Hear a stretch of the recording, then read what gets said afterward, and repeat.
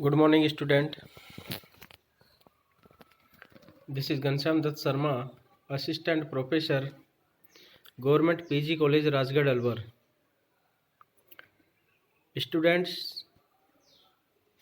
BSc first year college education में आपका first step है। स्कूल एजुकेशन के बाद में हायर एजुकेशन में आप एंटर कर चुके हैं। वर्तमान कंडीशन में हालात ऐसे हैं कि क्लासरूम स्टडी के स्थान पर ऑनलाइन स्टडी मोड को अपनाया गया है, जिससे कि बच्चों को नुकसान ना हो पढ़ाई से।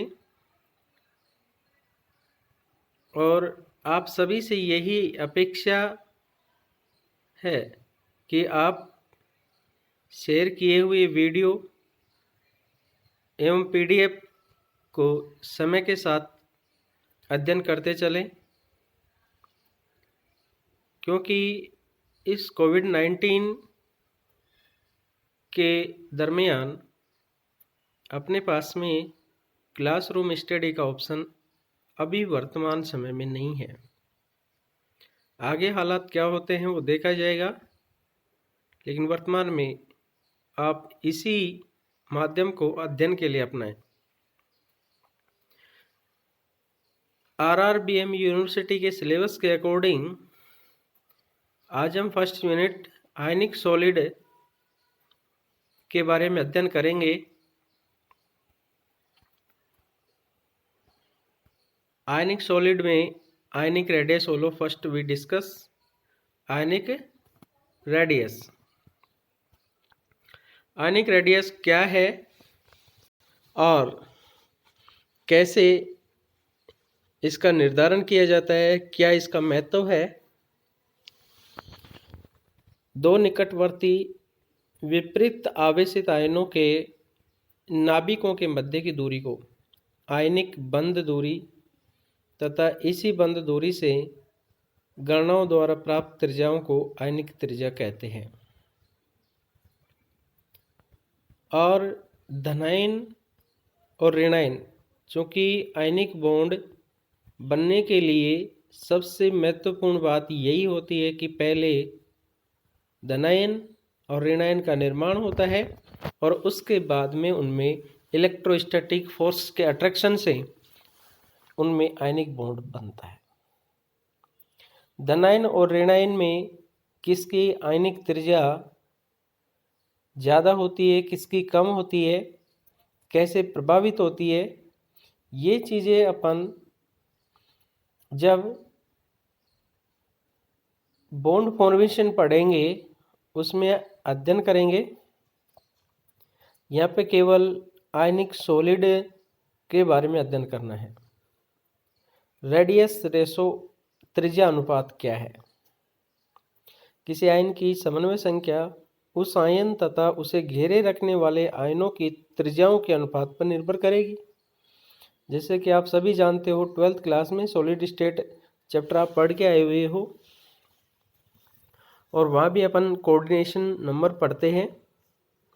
किसी आयन की समन्वय संख्या कोऑर्डिनेशन नंबर उस आयन तथा उसे घेरे रखने वाले आयनों की त्रिज्याओं के अनुपात पर निर्भर करेगा। दो आयन है, एक धनायन और एक ऋणायन, तो उनमें जो कोऑर्डिनेशन नंबर है धनायन की त्रिज्या तथा उस धनायन को घेरे रखने वाले ऋणायनों की त्रिज्या दोनों पर ही निर्भर करता है। धनायन तथा ऋणायन त्रिज्याओं के अनुपात को त्रिज्या अनुपात कहते हैं। कोऑर्डिनेशन उपसंयोजन संख्या केंद्रीय आयन के विपरीत आवेशित निकटतम पड़ोसियों की संख्या को उसकी समन्वय संख्या कहते हैं। आयनों की वह व्यवस्था तथा संरचना सर्वाधिक स्थायी होगी जिसकी ऊर्जा न्यूनतम हो, अर्थात आयनों के मध्य आकर्षण अधिकतम तथा प्रतिकर्षण न्यूनतम होना चाहिए। इस संबंध में निम्नलिखित नियम काफ़ी सहायक पाए गए हैं। फर्स्ट है, एक स्थायी संरचना के लिए आयन अधिक से अधिक विपरीत आवेशित आयनों से स्पर्श करते हुए घिरे होने चाहिए, जिससे अधिकतम आकर्षण के कारण तंत्र की ऊर्जा न्यूनतम हो सके। समान आवेश वाले आयनों की व्यवस्था इस प्रकार की होनी चाहिए जिससे उनके मध्य लगने वाला प्रतिकर्षण बल न्यूनतम हो। ऋणायनों को कम से कम आयतन घेरना चाहिए। ये 3 महत्वपूर्ण बातें हैं, जिसमें प्रथम जो नियम है वो ये कहता है कि विपरीत आवेशित आयन अधिक से अधिक स्पर्श होने चाहिए। समान आवेश वाले आयनों की व्यवस्था इस प्रकार हो कि उनमें न्यूनतम प्रतिकर्षण हो और ऋणायन को कम से कम आयतन घेरना चाहिए। ये बातें अपने को समझनी है। देखिए, त्रिज्यानुपात तथा आयनिक संरचना की समन्वय संख्या, ये टेबल बहुत ही महत्वपूर्ण है और कंपटीशन एग्जाम के दृष्टिकोण से भी बहुत इम्पोर्टेंट। त्रिज्यानुपात का आयनिक संरचना पर प्रभाव। देखिए, ये जो टेबल है उसमें त्रिज्यानुपात फर्स्ट कॉलम में, सेकंड कॉलम में समन्वय संख्या, थर्ड कॉलम में इसकी संरचना। जब त्रिज्यानुपात 0.732 या इससे अधिक होता है, धनायन और ऋणायन का त्रिज्यानुपात जब 0.732 से या इससे अधिक होता है तो कोऑर्डिनेशन नंबर होगा 8 और संरचना होगी घनीय। क्यूबिक स्ट्रक्चर होगी, कोऑर्डिनेशन नंबर 8 होगा। यदि को रेडियस रेशो 0.414 से 0.732 के बीच में हो तो कोऑर्डिनेशन नंबर होगा 6 और स्ट्रक्चर ऑक्टाहेड्रल होगी। इफ द रेडियस रेशो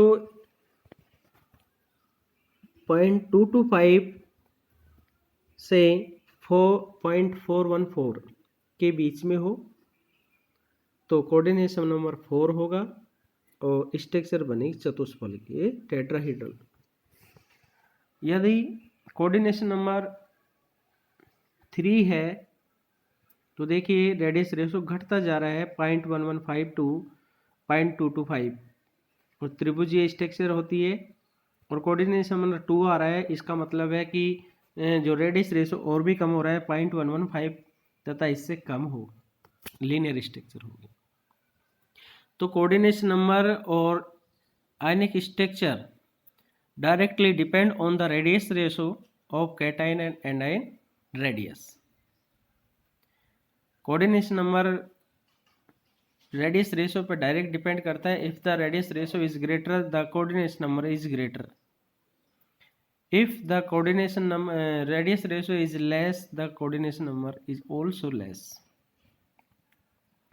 एक निश्चित आकार का धनायन लगातार बढ़ते आकार के ऋणायनों से घिरा हुआ है तो त्रिज्यानुपात घटता जाता है, जिससे समन्वय संख्या भी घटती जाती है। देखिए डायग्राम में एक धनायन जिसका आकार निश्चित है, लेकिन ए डायग्राम में चारों ऋणायन छोटे आकार के हैं, बी डायग्राम में थोड़ा बढ़ रहा है, फिर सी में बढ़ रहा है, फिर डी में बढ़ रहा है, फिर ई में बढ़ रहा है। तो जैसे जैसे ऋणायनों का आकार बढ़ता है तो समन्वय संख्या घटती है।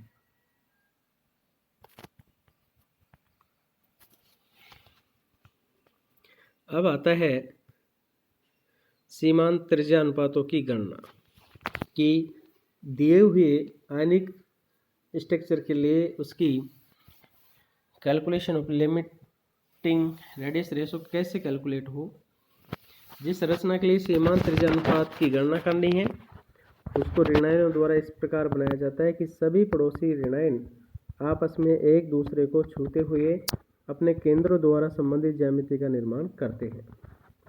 इन ऋणायनों के मध्य जो रिक्त स्थान बच जाता है उसमें एक ऐसे आकार का धनायन रखा जाता है जो सभी ऋणायनों को स्पर्श करता है तथा जिसका केंद्र ज्यामिति के केंद्र पर पड़ता है।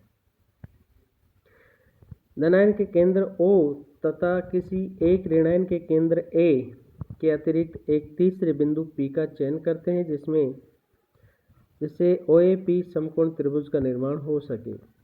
इस त्रिभुज में OA R plus R minus अर्थात एक कर्ण होगा।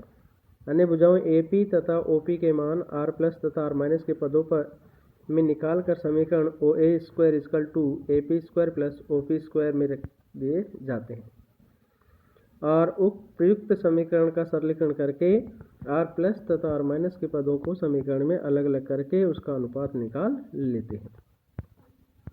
तो देखिए, सबसे पहले अपन यहाँ एक एग्जाम्पल ले रहे हैं अष्टफलक की संरचना के लिए त्रिज्या अनुपात ज्ञात करना। इस संरचना में एक अष्टफलक के कोनों पर उपस्थित 6 ऋणायन उसके केंद्र पर रखे धनायन को स्पर्श करते हैं। गणना की सुविधा के लिए परस्पर छूते हुए 4 ऋणायन दिखाए गए हैं। देखिए, O एक धनायन का केंद्र है और 4 जो ऋणायन हैं इसको घेरे हुए हैं। ऋणायन की त्रिज्या R माइनस है और धनायन की त्रिज्या R प्लस मानी जाती है। तो अपन देखते हैं कि AO जो दूरी है विकिरण करण को व्यक्त करती है और ये धनायन और ऋणायन की त्रिज्या के योग के बराबर है, जबकि AP AQ PO है जो कि R माइनस के इक्विवेलेंट है। डायग्राम में देखिए, और अब अपन इसकी गणना करते हैं कि OA का स्क्वायर AP का स्क्वायर प्लस OP का स्क्वायर। बहुत कॉमन सी इक्वेशन है ये तो। और इसी इक्वेशन में OA अपने को पता है R प्लस R माइनस। धनायन और ऋणायन की त्रिज्या ये योग के बराबर यह दूरी है AO।